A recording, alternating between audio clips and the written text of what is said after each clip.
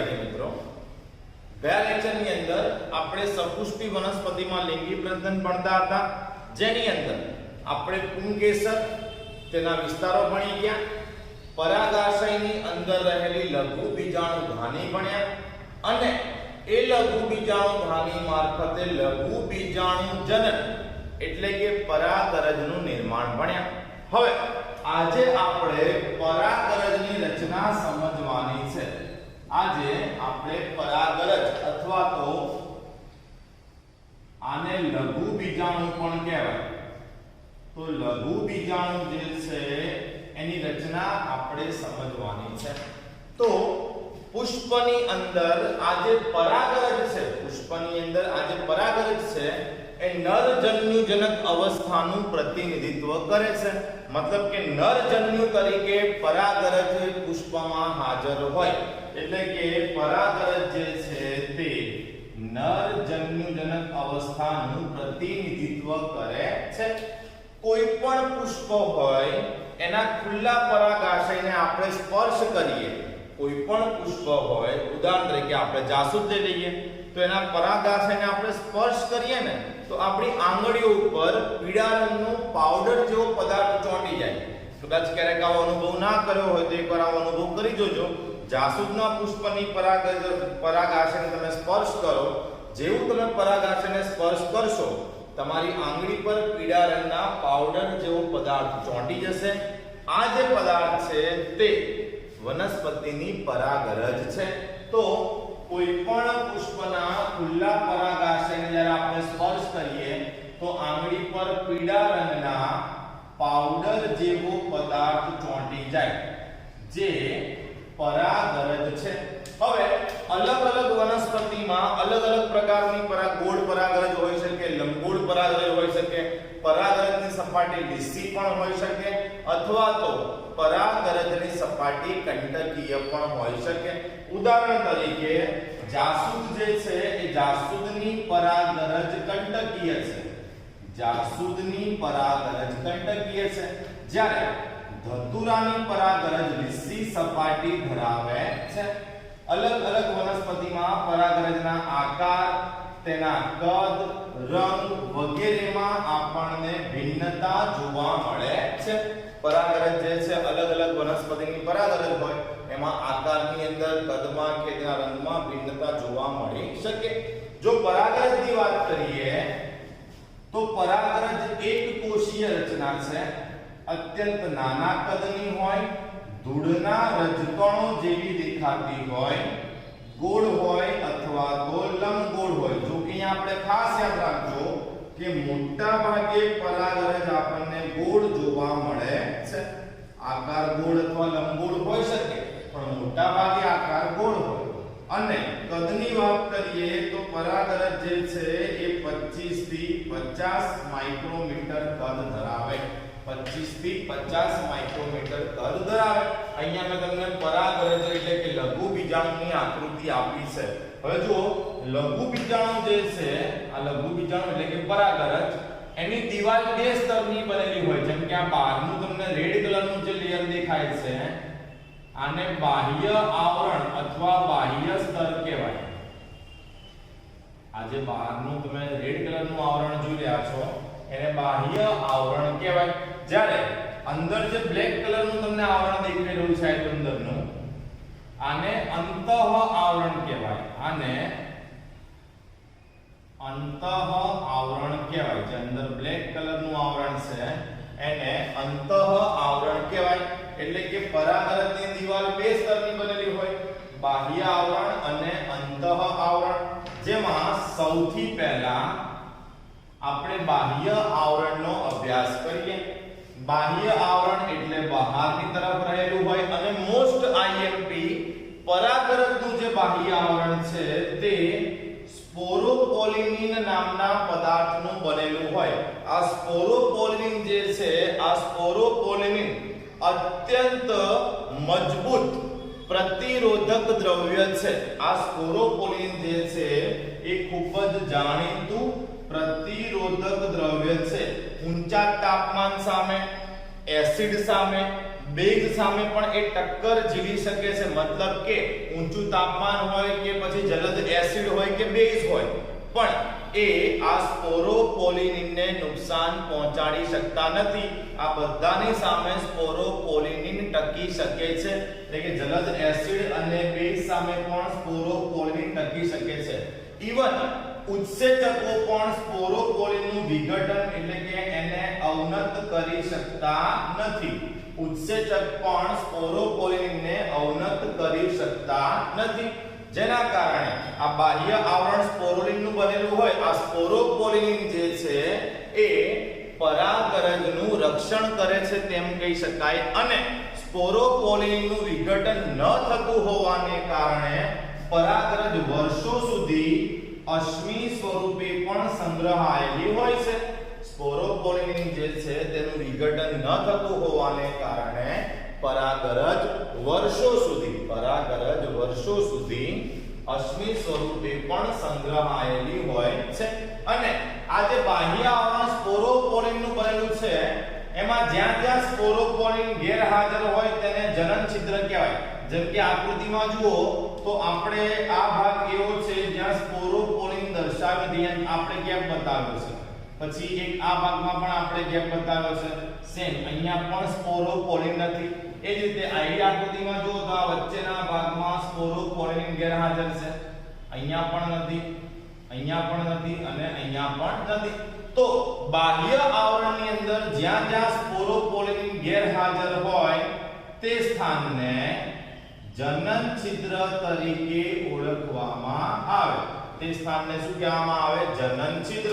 તો જે સ્થાને સ્પોરોપોલિન ગેરહાજર હોય તેને કહેવાય જનન છિદ્ર.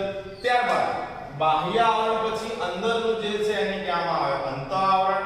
અંત આવરણ આપણને અંદરની તરફ જોવા મળે, પાતળું હોય. અને બોર્ડની પરીક્ષામાં પૂછેલો એમસીક્યુ છે કે પરાગરજનું અંત આવરણ સામું બનેલું હોય તો ખાસ યાદ રાખજો, અંત આવરણ જે છે એ સેલ્યુલોઝ અને પેક્ટિન નું બનેલું જોવા મળે છે. અંત આવરણ સેલ્યુલોઝ અને પેક્ટિન નું જોવા મળે. તે સિવાય પરાગરજની અંદરની તરફ કોષ કેન્દ્ર હાજર હોય. એક જ કોષ કેન્દ્ર હોય એટલે કે એક કોષ કેન્દ્રી પરાગરજ હોય. તો આ પરાગરજની રચના પૂરી થઈ. હજી આપણે થિયરી કન્ટિન્યુ છે. હવે આપણે આ થિયરીની અંદર જ એક નાનકડો ભાગ છે નર જન્યુજનક અવસ્થાનો વિકાસ. પરાગરજની અંદર જ એક નાનકડો ટોપિક આપણે શીખીશું, નર જન્યુજનક અવસ્થાનો વિકાસ. નર જન્યુજનકના વિકાસની વાત કરીએ તો જ્યારે પરાગરજ પરાગાશયની અંદર રહેલી હોય, જેમ કે આ પુંકેસર છે, પુંકેસરનું આ પરાગાશય. હવે આ પરાગાશયમાં રહેલી હોય પરાગરજ. તો પરાગરજ જ્યારે પરાગાશયમાં હોય ત્યારે જ નર જન્યુજનકના વિકાસની શરૂઆત થાય. હવે તેમાં શું થાય કે જે પરાગરજનું કોષ કેન્દ્ર છે, આને બહાર બતાવીને અહીંયા બહારની તરફ બતાવું. જો આ કોષ કેન્દ્ર છે, આ કોષ કેન્દ્ર જે છે તેનું સમવિભાજન થાય અને બે અસમ કદના કોષ કેન્દ્ર બને. આ રીતે એક નાનું કોષ કેન્દ્ર, એક મોટું કોષ કેન્દ્ર. આ પ્રમાણે જે મોટું કોષ કેન્દ્ર છે એને વાનસ્પતિક કોષ અથવા તો નાળ કોષ કહેવાય અને નાનું કોષ કેન્દ્ર છે તેને જનન કોષ કહેવાય. જો પરાગરજ જે છે આ પરાગરજના કોષ કેન્દ્રનું સમવિભાજન થયું પણ બે અસમ કદના કોષ કેન્દ્ર ઉત્પન્ન થયા. એક આ મોટું અને એક અંદર નાનું. તો જે મોટા કદનું છે એને કહેવામાં આવે નાળ કોષ અથવા તો વાનસ્પતિક કોષ, અને જે નાના કદનું છે એને કહેવામાં આવે જનન કોષ. વાનસ્પતિક કોષ જે છે એ મોટું હોય, ખોરાકનો સંગ્રહ કરે છે. તે શેનો સંગ્રહ કરે છે? ખોરાકનો સંગ્રહ, એટલે ખોરાક સંગ્રહી હોય. જ્યારે જનન કોષ જે છે તે નાનું હોય. 60% આવૃત બીજધારી વનસ્પતિમાં 60% કે તેથી વધુ આવૃત બીજધારી વનસ્પતિમાં પરાગરજ જ્યારે પરાગાશયમાં હોય ત્યારે આવી દ્વિકોષીય અવસ્થામાં હોય. મતલબ વાનસ્પતિક કોષ અને જનન કોષ એમ બે કોષ અંદર આવેલા હોય. જ્યારે બાકીની 40% વનસ્પતિમાં શું થાય તો જો એની એક વસ્તુ છે આ પરાગાશય, બરાબર, આ એમની પરાગરજ, આ પરાગરજની બહાર નીકળીને બતાવો તો સૌથી પહેલા મોટો કોષ કયો બન્યો? વાનસ્પતિક કોષ, નાનો કોષ જનન કોષ. હવે આ જે જનન કોષ છે મતલબ વાનસ્પતિક કોષ એમનો એમ, અને આ જે જનન કોષ છે એ જનન કોષનું સમવિભાજન થાય. સમવિભાજન થઈને બે નરજન્યુ બને, બે નરજન્યુ બને. મતલબ બાકીની 40% જાતોમાં શું થાય કે જે જનન કોષ છે એ જનન કોષનું સમવિભાજન થાય અને બે નરજન્યુ બને. મતલબ આમ જો તો કેટલા કોષ થઈ ગયા? 1 2 અને 3. એટલે કે બાકીની 40% વનસ્પતિમાં પરાગરજ જે છે એ ત્રિકોષીય અવસ્થામાં, એટલે કે ત્રિકોષીય અવસ્થા સ્વરૂપે જોવા મળે. તો મોટા ભાગની વનસ્પતિમાં જ્યારે પરાગરજ પરાગાશયમાંથી મુક્ત થશે ત્યારે કેવી હશે? દ્વિકોષીય. ઓલમોસ્ટ 60% કે તેથી વધુ વનસ્પતિમાં. જ્યારે બાકીની 40% વનસ્પતિ એવી છે જેમાંથી જ્યારે પરાગરજ મુક્ત થાય ત્યારે તે ત્રિકોષીય હશે, બે નરજન્યુ હશે અને એક કોણ હશે? નાલકોષ હશે. હવે જોઈએ આ તબક્કે પરાગાશયનું સ્ફોટન થઈને પરાગરજ મુક્ત થાય છે. હવે શું થાય સમજો કે કોઈ પણ પરાગાશય જે છે એમાંથી જ્યારે પરાગાશયનું સ્ફોટન થાય અને પરાગરજ મુક્ત થાય, બરાબર, આ જનન કોષ અને આ રહ્યો નાલકોષ. આ અંતઃ આવરણ આપણે પરાગરજની રચના ભણી ગયા, તમને ખબર હશે. આ અંતઃ આવરણ અને અંતઃ આવરણની ફરતે પેલું સ્પોરોપોલિનનું બનેલું આવરણ હોય, બાહ્ય આવરણ, અને જ્યાં એ આવરણ ન હોય તે આવરણને જનન છિદ્ર કહેવાય. તો હવે શું થાય કે જ્યારે પરાગરજ મુક્ત થઈ તો આ પરાગરજ મુક્ત થઈને જવાની ક્યાં? તો આ પરાગરજ જે છે એ સ્ત્રી કેસરના પરાગાસન ઉપર જઈને બેસવાનું. સ્ત્રી કેસરના પરાગાસન ઉપર જઈને બેસવાનું. ઓકે, એટલે આ પરાગરજ અહીંયા બેસશે.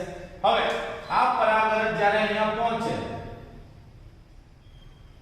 ત્યારે જે અંતઃ આવરણ છે, આ જે રેડ કલરનું છે એ અંતઃ આવરણ છે, એની ફરતે આવેલું સ્પોરોપોલિન, જ્યાં સ્પોરોપોલિન નથી એ જનનછિદ્ર.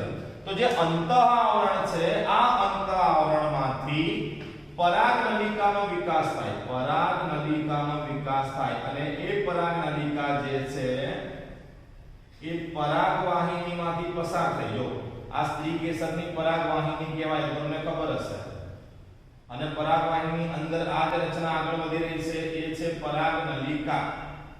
તો પરાગવાહિનીમાંથી પરાગનલિકા બીજાશય તરફ આગળ વધે. આ પરાગનલિકા હું તમને અહીંયા બાજુમાં દર્શાવું છું.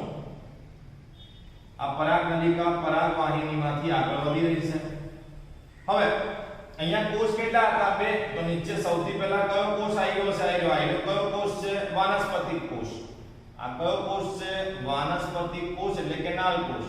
અને નાનો જે છે કયો કોષ છે? જનન કોષ. તો અહીં થાય શું કે જ્યારે પરાગનલિકા પરાગવાહિની મારફતે પરાગવાહિની મારફતે બીજાશય તરફ આગળ વધતી હોય ત્યારે પરાગનલિકામાં આગળની તરફ નાલકોષ એટલે કે વાનસ્પતિક કોષ રહેલો હોય, જ્યારે બીજો જે રહેલો હોય એ કયો હોય? જનન કોષ. હવે નાલકોષ જે છે એનું ક્રમશઃ વિઘટન થાય, એટલે આ ક્રમશઃ દૂર થતો જાય. અને એની સામે આ જે જનન કોષ છે એ જનન કોષનું સમવિભાજન થાય. જો નાલકોષનું વિઘટન થઈ ગયું છે અને જનન કોષનું સમવિભાજન થઈ ગયું, સમવિભાજન થઈને બે શું બની ગયા? નરજન્યુ બની ગયા. તો ફરીથી પરાગનલિકાની અંદર નાલકોષ આગળ હોય, ત્યારબાદ પાછળ કોણ હોય? જનન કોષ. હવે નાલકોષનું ક્રમશઃ વિઘટન થાય, જ્યારે જનન કોષોનું સમવિભાજન થઈને બે નરજન્યુ બને. ત્યારબાદ આ પરાગનલિકા આગળ બીજાશય સુધી પહોંચે, ફલનની પ્રક્રિયા થાય, એ બધો પછીનો વિષય છે. અત્યારે આપણે ક્યાં સુધી યાદ રાખવાનું? તો નરજન્યુજનક અવસ્થામાં પરાગનલિકાની અંદર બે નરજન્યુ નિર્માણ થાય ત્યાં સુધી, એટલે કે અહીંયા સુધી આપણે લખવું પડે. તો એકવાર ફરીથી આને સમજીએ. પરાગરજ જ્યારે પરાગાશયની અંદર હોય ત્યારે જ નરજન્યુજનક અવસ્થાના વિકાસની શરૂઆત થઈ જાય. એમાં પરાગરજ જ્યારે પરાગાશયમાં હોય ત્યારે એના કોષ કેન્દ્રનું સમવિભાજન થઈ બે અસમ કદના કોષ બને. મોટો કોષ વાનસ્પતિ કોષ કેનાલ કોષ કહેવાય, નાનો કોષ જે છે એને જનન કોષ કહેવાય. 60% વનસ્પતિમાં કે તેથી વધુ આવૃત્તિધારી વનસ્પતિમાં પરાગરજ આ રીતની હોય. આ રીતની મતલબ કેવી હોય? દ્વિકોષીય હોય. જ્યારે બાકીની 40% વનસ્પતિની અંદર પરાગરજ ત્રિકોષીય હોય. मतलब કે આ જે જનન કોષ છે એનું પણ સમવિભાજન થઈને બે નરજન્યુ બની જાય, એટલે એક નાલકોષ અને બે નરજન્યુ. આમ એક કેવી થઈ જશે? ત્રિકોષીય. હવે જ્યારે પરાગાશયનું સ્ફોટન થાય ત્યારે પરાગરજ મુક્ત થાય. આ પરાગરજ સ્ત્રી કેસરના પરાગાશય ઉપર આવીને બેસે. તે સમયે જે પરાગરજનું આ અંતઃઆવરણ છે, અંતઃઆવરણમાંથી પરાગ નલિકાનો વિકાસ થાય. આ પરાગ નલિકા જે છે એ સ્ત્રી કેસરની પરાગવાહિનીમાંથી આગળ બીજાશય તરફ જાય. તે દરમિયાન નાલકોષનું વિઘટન થાય અને જનન કોષનું સમવિભાજન થઈ બે નરજન્યુનું નિર્માણ થાય. તો જ્યારે આપણને પરાગરજ સમજાવો આવું મોટા પ્રશ્ન તરીકે પૂછાયું હોય 4 માર્ક્સની અંદર, તો આપણે આ બધી જ વસ્તુ સમજાવવી પડે. અને જો ખાલી નરજન્યુજનક અવસ્થાનો વિકાસ પૂછાય તો આટલો જ ટોપિક સમજાવવો પડે. હજી પણ આપણી પરાગરજ જે છે એ પૂરી થઈ નથી. પહેલા આપણે પરાગરજની રચના સમજ્યા, એના આકાર કદ વિશે માહિતી મેળવી, એની દિવાલો જોઈ કે બે દિવાલો જોવા મળે. ત્યારબાદ નરજન્યુજનક જોયું. હવે પરાગરજ જે છે એનાથી થતા ફાયદા અને નુકસાનનો પણ આપણે અભ્યાસ કરી લઈએ. હવે પરાગરજ અંગેની અન્ય કેટલીક બાબતોનો પણ આપણે અભ્યાસ કરીએ. જેમ કે ઘણી બધી જાતિઓની પરાગરજને લીધે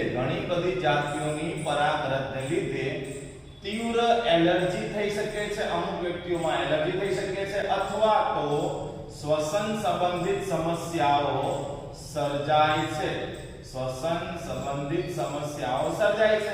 જેવી કે કઈ સમસ્યાઓ સર્જાય? તો અસ્થમા છે અથવા તો બ્રોન્કાઇટિસ જેવા શ્વસન સંબંધિત રોગો પરાગરજ જે છે એ શ્વાસમાં લેવાથી થઈ શકે. ત્યારબાદ એક એક્ઝામ્પલ લઈએ એનું. અમેરિકાથી આયાત કરેલા ઘઉંની સાથે બીજી એક અશુદ્ધિ આપણા દેશમાં પ્રવેશી, જે વનસ્પતિનું નામ છે પાર્થેનિયમ. પાર્થેનિયમ એ એક પ્રકારનું ઘાસ છે અને આ ઘાસની પરાગરજને લીધે તીવ્ર એલર્જી થાય છે. તો આ પરાગરજથી થતું નુકસાન છે કે પરાગાશયનું જ્યારે સ્ફોટન થાય ત્યારે પરાગરજ હવામાં આવવાની. હવે હવામાં ઉડતી એ પરાગરજ જ્યારે આપણે શ્વાસમાં લઈએ તો શ્વસન સંબંધિત સમસ્યાઓ કે એલર્જી થઈ શકે. તે રીતે પરાગરજ જે છે તે પોષક દ્રવ્યયુક્ત હોય છે. આથી ખોરાક તરીકે પરાગરજની ગોળીઓ એટલે કે ટેબ્લેટનો ઉપયોગ કરવામાં આવે છે. અને એવું બી કહેવાય છે કે પરાગરજના ઉપયોગથી ખેલાડીઓ એટલે કે રમતવીરો તેમજ ઘોડાઓનો સ્પર્ધામાં દેખાવ સુધર્યો છે. એટલે એવો પણ એક દાવો છે કે પરાગરજનો ખોરાક તરીકે ઉપયોગ કરવામાં આવે તો રમતવીર અથવા તો ઘોડાઓ જે છે એમનો સ્પર્ધામાં દેખાવ પણ સુધરે છે. મતલબ કે ખૂબ ફાયદાકારક છે.